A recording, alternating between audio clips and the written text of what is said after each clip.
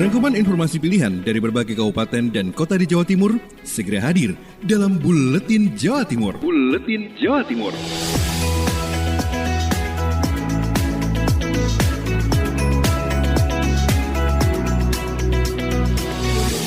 Halo, salam jumpa sahabat, kembali hadir mewarnai ruang dengar Anda, Buletin Jawa Timur edisi hari ini, Senin 26 Oktober 2020 bersama saya Andriani. Diawali dari Agustin Merdikawati, Ersal Nganjuk mengabarkan, Dispar Purabut gelar pameran temporer. Usai melakukan rapat koordinasi dengan Forum Lalu Lintas Kabupaten Nganjuk, Dinas Perhubungan langsung menindaklanjuti evaluasi Ditlantas Polda Jawa Timur terkait kondisi kawasan tertib lalu lintas atau KTL di Kota Nganjuk, yakni dengan memasang lampu penerangan Jalan Umum atau PJU di Jalan Anjuk Ladang, di mana awalnya Disub berencana memasang 8 PJU di tempat, namun baru 6 unit diantaranya yang terpasang. Kepala Seksi Sarana dan Prasarana atau Kasih Sarpras Dinas Perhubungan Nganjuk Nyoto Pujiono mengatakan pemasangan untuk 2 PJU lainnya ditargetkan selesai akhir bulan Oktober, dan kemarin Bupati menginstruksikan untuk menambah penerangan di KTL depan Stadion Anjuk Ladang. Meski sudah terpasang, menurutnya 6 unit PJU di sekitar Stadion Anjuk Ladang masih belum berfungsi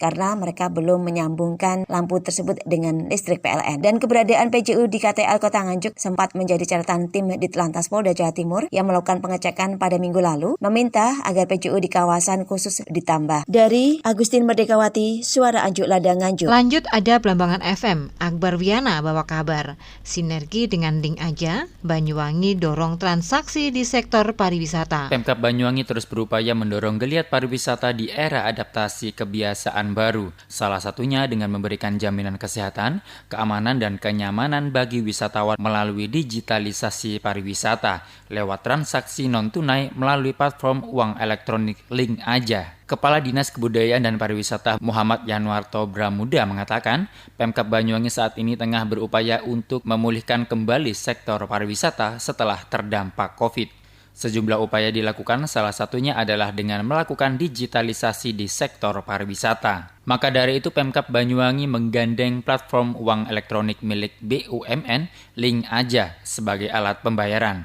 Link Aja saat ini didukung oleh himpunan bank milik negara sehingga wisatawan semakin mudah untuk menggunakannya. Selain untuk pembelian tiket online, pembayaran non-tunai Link Aja juga dilakukan di ekosistem pariwisata Banyuwangi, yakni melalui metode pembayaran berbasis Quick Response Indonesia Standard di berbagai UMKM sekitar area wisata yang menjual makanan atau minuman dan cindramata. Akbar Wiana melaporkan. Dalam pandemi COVID-19, TMMD ke-109 di Sidoarjo tidak hanya fokus pada kegiatan fisik. Billy Patopoi, Suara Sidoarjo. Sahabat, pelaksanaan program TMMD di Kabupaten Sidoarjo telah selesai pada 21 Oktober 2020.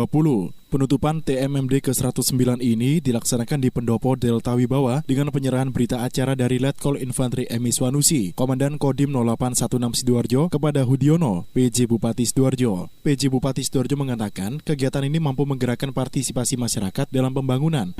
Prosesnya, inputnya, masyarakat itu terlibat banyak dalam kegiatan itu, kemudian bukan hanya masyarakat tapi pemerintah, Forkompinda, Forkopinka, kemudian tokoh agama juga terlibat.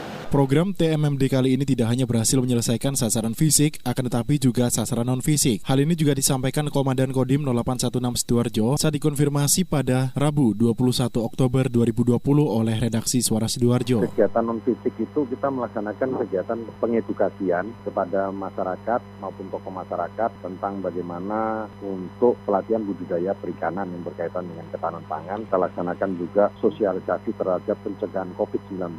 Demikian saya Billy Patopoi, Suara Sidoarjo. Beralih ke Suara Lumajang, Bobi Wijayanto bawa kabar, BPBD Lumajang gelar apel kesiapsiagaan terpadu penanggulangan bencana hidrometeorologi. Guna menanggulangi bencana alam di wilayah Kabupaten Lumajang, Pemerintah Kabupaten Lumajang melalui Badan Penanggulangan Bencana Daerah BPBD Lumajang menggelar apel gelar kesiapsiagaan terpadu penanggulangan bencana hidrometeorologi yang bertempat di lapangan Gor Wirabakti Lumajang Jumat kemarin.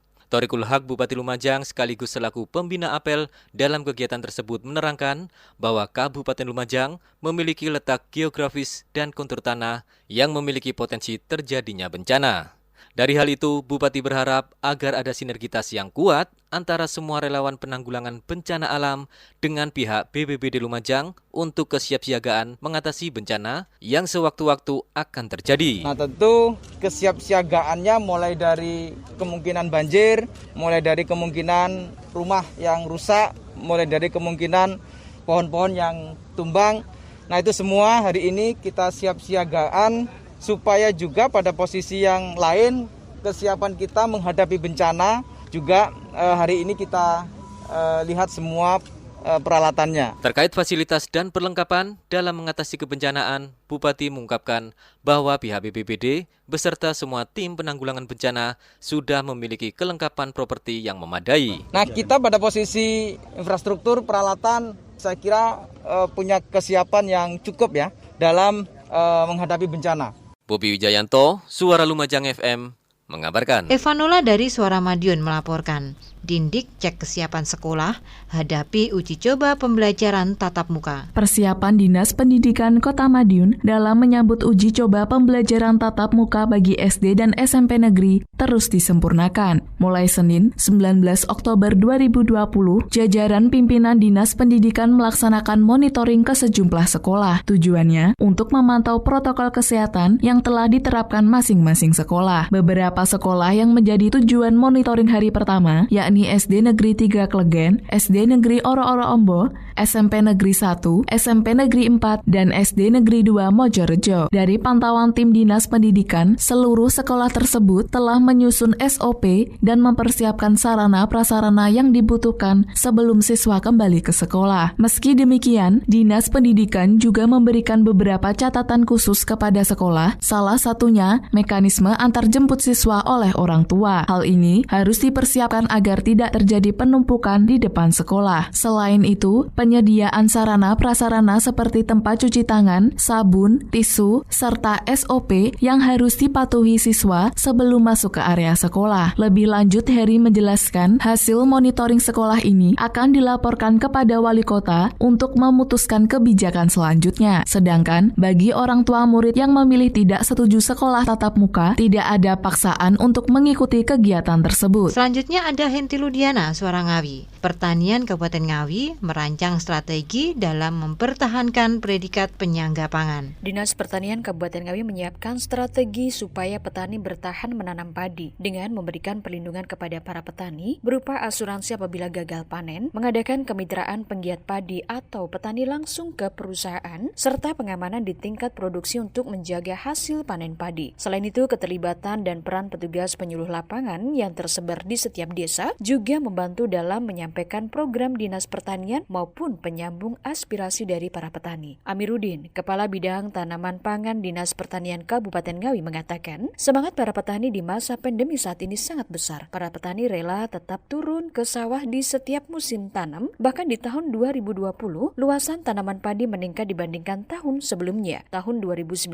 kisaran 138.000 hektar, untuk tahun 2020 bertambah menjadi 143.000 hektar. Amiruddin juga mengatakan, faktor yang mempengaruhi para petani beralih ke tanaman padi, salah satunya adalah musim kemarau basah yang terjadi saat ini. Henti Ludiana, LPPL Suara Ngawi. Kunjungan Kapolda Jatim ke PCNU Pamekasan sekaligus pemberian bantuan sosial berupa 1 ton beras dan 2.500 masker. Selengkapnya ada Kholik Mali di Ralita FM. Kunjungan Kepala Kepolisian Daerah Jawa Timur atau Kapolda Jatim ke pengurus cabang Nahdlatul Ulama atau PCNU Kabupaten Pamekasan dalam rangka silaturahmi sekaligus pemberian bantuan kemanusiaan berupa 1 ton beras dan masker sebanyak 2.500. Irjen Muhammad Fadil Imron Kapolda Jatim mengatakan kepada sejumlah insan pers bahwa bantuan sembako berupa 1 ton beras dan 2.500 masker diberikan kepada PCNU Kabupaten Pamekasan agar nantinya dapat disalurkan kembali kepada masyarakat yang membutuhkan.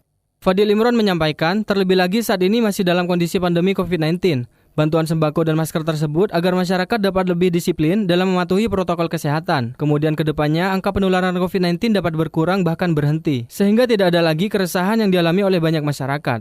Ada sedikit sembako, jumlahnya 1 ton beras untuk dimanfaatkan oleh NU Kabupaten Pamekasan pada tentu masyarakat ya. Kemudian masker supaya disiplin, supaya angka penularan COVID makin berkurang.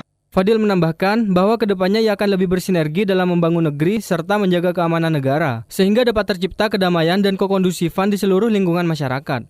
Holik Maulidi, Realita FM Pamekasan. Berikutnya beralih ke Kuswatun Anissa, Pradia Suara Tuban. Jelang pengamanan libur panjang weekend, Satlantas cek kelengkapan atribut anggota. Kasatlantas Polres Tuban melakukan pengecekan kendaraan dinas dan kelengkapan atribut tugas menjelang pelaksanaan operasi Zebra Semeru 2020 dan pengamanan libur panjang serta peringatan Maulid Nabi. Kegiatan operasi Zebra Semeru 2020 dan pengamanan libur panjang atau long weekend dijadwalkan mulai 26 Oktober hingga 8 November 2020. Kasatlantas Polres Tuban AKP Argo Budi Sarwono mengatakan, apel kesiapan tersebut untuk memastikan keterawatan mesin kendaraan dinas sebelum operasi Zebra Semeru, sehingga kendaraan senantiasa terawat dalam keadaan bersih dan berfungsi dengan baik. Untuk pengecekan kesiapsiagaan personil Satlantas Polres Tuban dalam rangka menghadapi yang pertama itu operasi Zebra Semeru 2020 yang insya Allah nanti akan dimulai pada hari Senin tanggal 26 Oktober 2020 selama 14 hari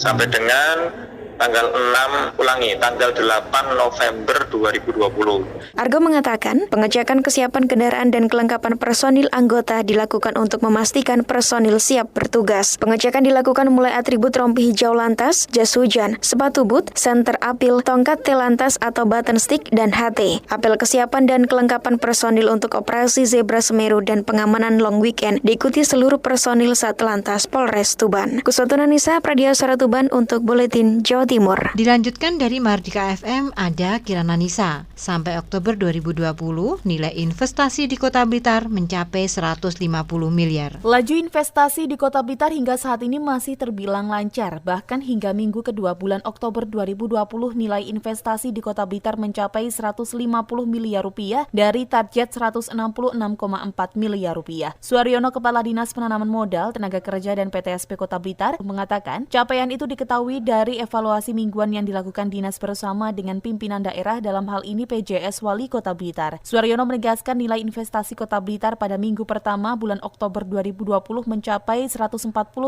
miliar rupiah. Angka itu terus berkembang hingga mencapai 150 miliar rupiah pada minggu kedua bulan Oktober. Melihat perkembangan itu, Suaryono optimis target investasi Kota Blitar tahun ini bisa tercapai. Pihaknya juga terus berupaya untuk mengoptimalkan capaian investasi Kota Blitar dengan mendata dan memanggil pengusaha untuk memastikan apakah yang bersangkutan sudah mengantongi nomor induk berusaha NIB. Jika belum, maka mereka berpotensi menambah investasi baru di Kota Blitar. Kemudian minggu kemarin juga sudah kami buatkan laporan lagi, itu sudah naik menjadi 150.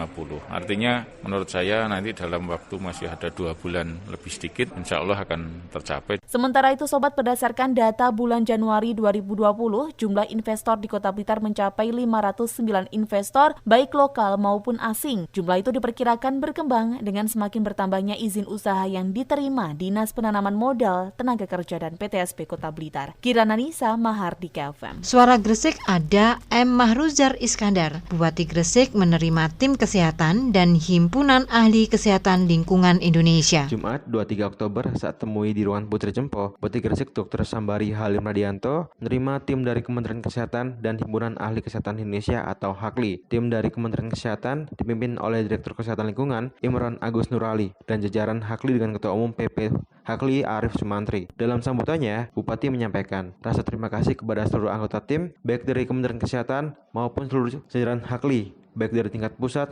regional, dan tingkat kabupaten. Menurut Bupati Sambari Halim Radianto, keputusan ini sangat tepat mengingat bila yang jauh dari kota Gresik bisa berhasil dengan baik, maka akan perbaiki wilayah sekitarnya, dan terutama yang dekat dengan wilayah kota. Bupati juga menyampaikan tentang penanganan COVID-19 di wilayah Gresik yang semakin hari semakin sangat menggembirakan. Menanggapi yang disampaikan Bupati, Imran Agus Nurali memuji upaya yang dilakukan oleh Pemkab Gresik dalam mencegah COVID-19 di Kabupaten Gresik. Kami melihat sungguh sangat baik yang sudah dilakukan oleh Bupati Gresik dan jajarannya dengan menyiapkan 15 rumah sakit rujukan COVID-19 ditambah 1 rumah sakit lapangan. Itu sudah menunjukkan hal yang serius untuk Pemkab Gresik, apalagi dari data yang ada tingkat kesembuhannya semakin hari semakin meningkat. Harapannya tingkat sembuh semakin meningkat dan Gresik menjadi zona hijau. Mahruzar Iskandar melaporkan dari Gresik untuk Buletin Jawa Timur. Selanjutnya Ninda Alivia, Persada FM. pembangunan rest area Sirah Kencong Kabupaten Blitar mencapai 70%. Pembangunan rest area Sirah Kencong berlokasi di daerah perkebunan Pijiombo Wlingi atau tepatnya berdampingan dengan SDN 3 Ngadirenggo hampir tertunda sebab anggaran yang mencapai 1 miliar rupiah dari dana alokasi khusus atau DAK APBN direfocusing untuk penanganan COVID-19. Kepala Bidang Pengembangan Destinasi dan Usaha Pariwisata Disparbudpora Kabupaten Blitar Arinal Huda mengatakan anggaran dipangkas 70%. Meski demikian, pembangunan tetap dilanjutkan dengan anggaran tersisa 30%.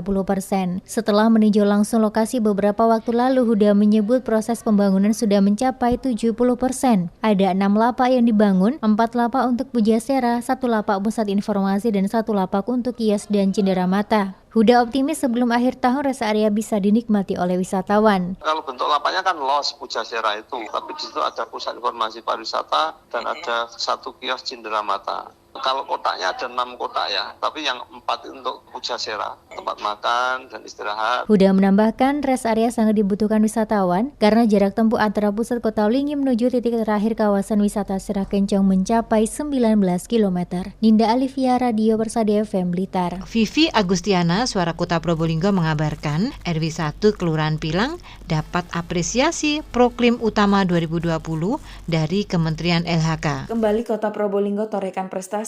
Kali ini RW 1 Kelurahan Pilang, Kecamatan Kademangan berhasil mendapatkan apresiasi sebagai Proklim Utama 2020 dari Kementerian Lingkungan Hidup dan Kehutanan RI. Sedangkan 2 kelurahan lainnya mendapatkan sertifikat Proklim 2020, yaitu Kelurahan Jerebeng Wetan dan Kelurahan Wiroborang. Penyerahan penghargaan dilakukan secara virtual di Aula Pertemuan Dinas Lingkungan Hidup Kota Probolinggo. Acara dihadiri oleh Wawali Muhammad Sofi Sobri, didampingi oleh Kepala DLH Rahmadeta Antariksa, Kabid Pengendalian Pencemaran Kemitraan Lingkungan Hidup Suciati Ningsih, dan sejumlah masyarakat penerima prestasi di bidang lingkungan tersebut. Ucapan syukur disampaikan oleh Wawali Sobri karena Kota Probolinggo merupakan daerah yang cukup memperhatikan ketangguhan lingkungannya, termasuk ketangguhan iklimnya. Sobri berharap masyarakat sebagai pelaku harus betul-betul aware, tidak hanya pemerintah kota saja untuk bersama-sama dengan seluruh komponen masyarakat memperhatikan lingkungan yang nantinya dapat berkelanjutan hingga anak cucu.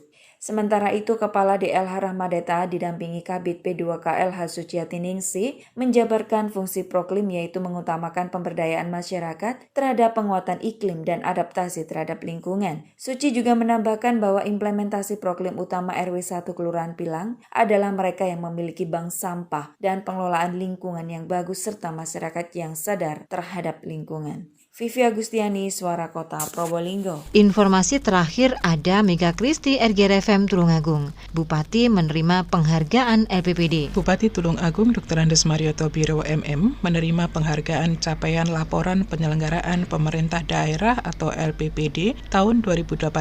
Penghargaan itu diserahkan langsung oleh Gubernur Jawa Timur Dr. Anda Hajah Khofifah Indar Parawansa MSI di Gedung Negara Gerahadi Surabaya yang diikuti pula oleh sebanyak 38 kabupaten atau kota se-Jawa Timur. Capaian penghargaan ini adalah untuk LPPD tahun 2018, kemudian dievaluasi pada evaluasi kinerja penyelenggaraan pemerintah daerah tahun 2019, kemudian evaluasi penyelenggaraan pemerintah daerah tanggal 4 hingga 8 Oktober 2020 lalu.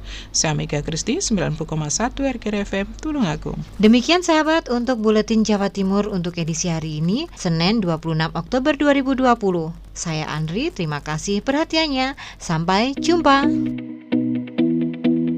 Rangkuman informasi pilihan dari berbagai kabupaten dan kota di Jawa Timur baru saja sahabat dengarkan dalam Buletin Jawa Timur. Buletin Jawa Timur.